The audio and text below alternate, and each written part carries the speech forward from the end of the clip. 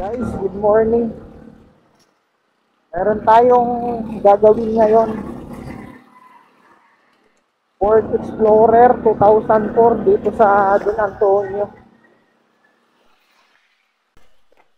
Tatanggalin natin yung ABS module.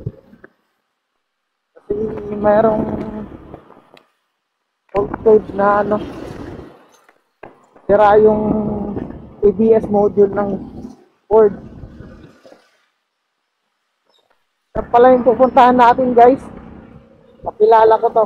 Dati kong katrabaho yung yung chief mechanic dito. Ano ba ang ABS? Ang ABS ay anti-lock braking system na isa sa mga safety feature ng mga sasakyan. At kahit yung mga motorcycles, guys, na mga bagong modelo ngayon ay equipped na ng ABS. Ang gamit naman ng ABS ay ma-prevent yung paglalak ng mga gulong natin. Halimbawa, bigla tayong nagpreno. Kung walang ABS, maaaring mag-skid tayo o hindi agad hihinto yung sasakyan natin at mawawalan tayo ng control sa manibela. Kaya karamihan ng mga unang mga sasakyan, mas maraming nadidisgrasya kasi hindi sila equipped ng ABS. At kapag ang sasakyan naman ay may ABS, kapag nag-sudden brake, agad-agad na hihinto ang sasakyan, hindi mag-skid, at stable pa rin ang handling ng manibela. So, isa itong magandang feature na na-develop ng mga automotive engineers. Nakalito, guys, yung ganito, yung ganyang naka-signal light. Hindi mo alam kung baby ko talaga o wala ba?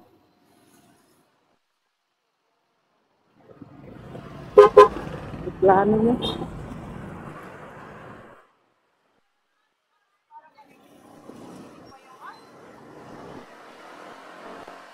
Nasa Don Antonio na tayo, no? Malapit na dito yung shop nila. Nasa unahan na lang yung shop nila. Malapit na tayo, guys.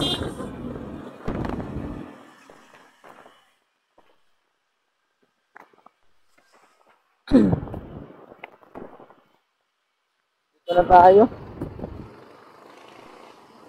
Norman Motors.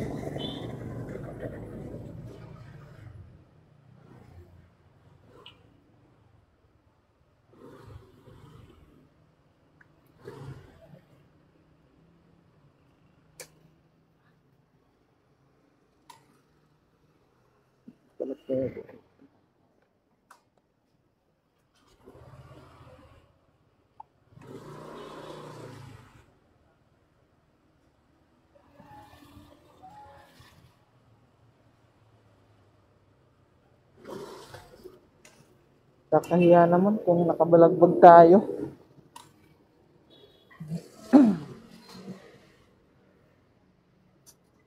Ayun, no, si Java. Siya lang mag-isa.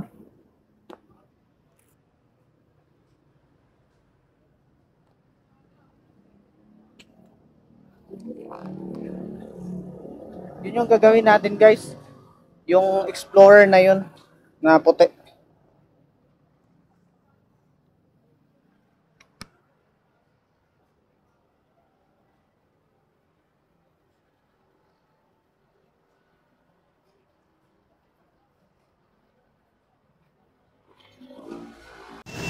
Ito ay Ford Explorer 2014. Ito ay may engine displacement na 2.0 gasoline engine.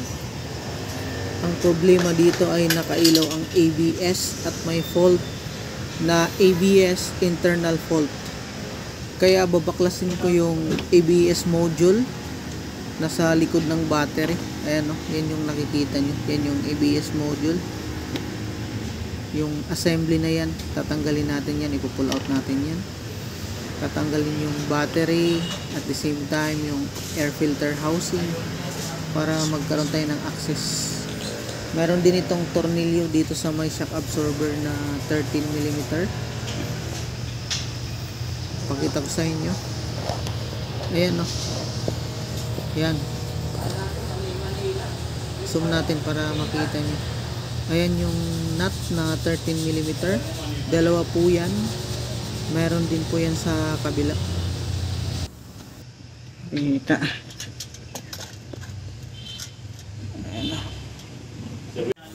Nabaklas ko na yung mga fittings guys. Ganon din yung dalawang 13mm na nut. Kaya kung makikita nyo, umaalog na siya. Ipo-pull out lang natin to. Mahirap nga lang kasi isang kamay lang yung ginagamit ko.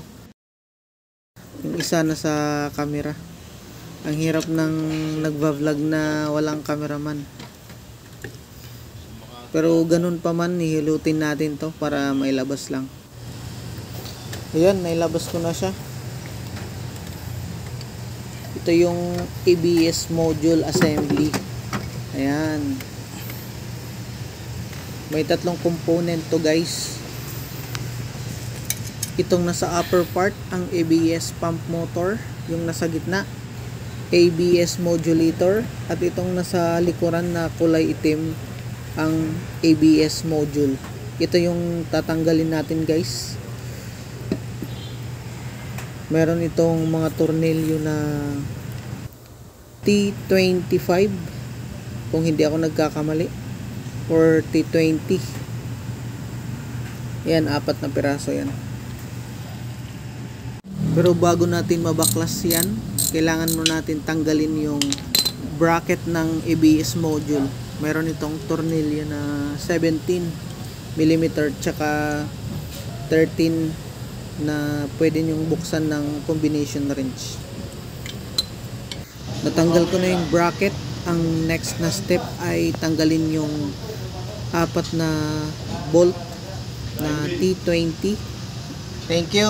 Ayan, 4 yan, kabilaan. Para mabaklas na yung ABS module. At dito nabaklas ko na yung 4 na bolt. Ito yung ABS module guys. Ayan. Ito naman, ang tawag dito ay ABS hydraulic unit.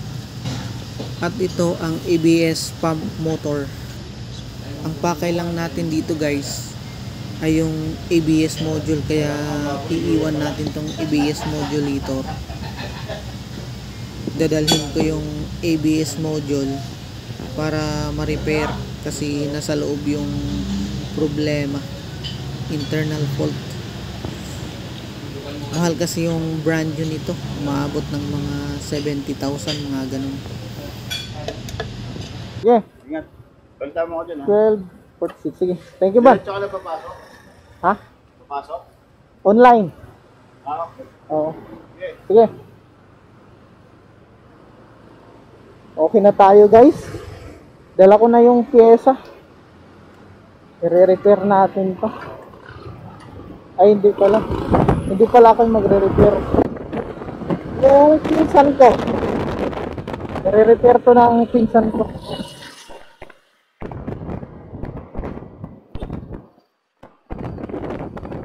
After ma-repair guys, babalikan natin yung sasakyan na yun para may install natin yung ABS module. Update ko kayo guys kapag nagawa na.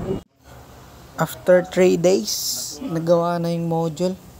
Tsaka naisalpak na din natin.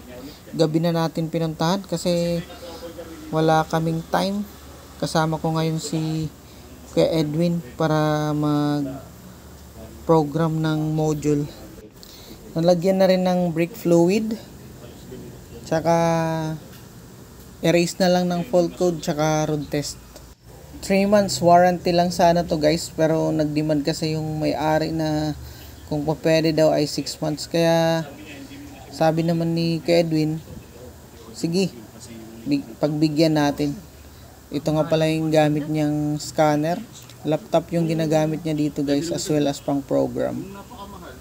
Sana may natutunan kayo sa video na to. Please like and subscribe. And pakihit na rin ng notification bell para maging updated sa mga bago kong videos. Thank you for watching and see you in my next video.